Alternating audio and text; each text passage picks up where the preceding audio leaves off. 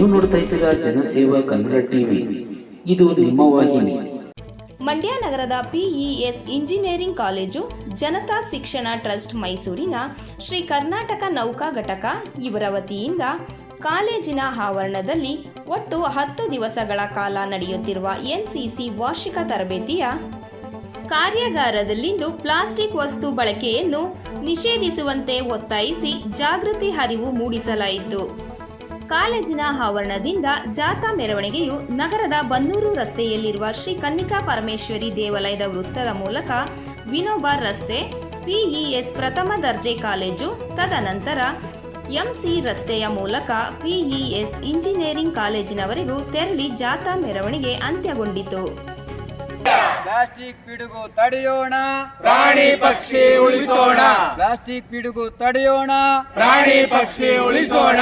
Plastic ಪಿಡುಗು ತಡೆಯೋಣ, ಪ್ರಾಣಿ ಪಕ್ಷಿ ಉಳಿಸೋಣ.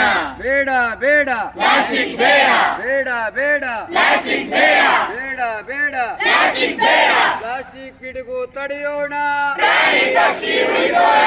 ಪ್ಲಾಸ್ಟಿಕ್ ಪಿಡುಗು ತಡೆಯೋಣ, ಪ್ರಾಣಿ ಪಕ್ಷಿ ಉಳಿಸೋಣ. ಪ್ಲಾಸ್ಟಿಕ್ ಪಿಡುಗು ತಡೆಯೋಣ, ಪ್ರಾಣಿ ಪಕ್ಷಿ ಉಳಿಸೋಣ.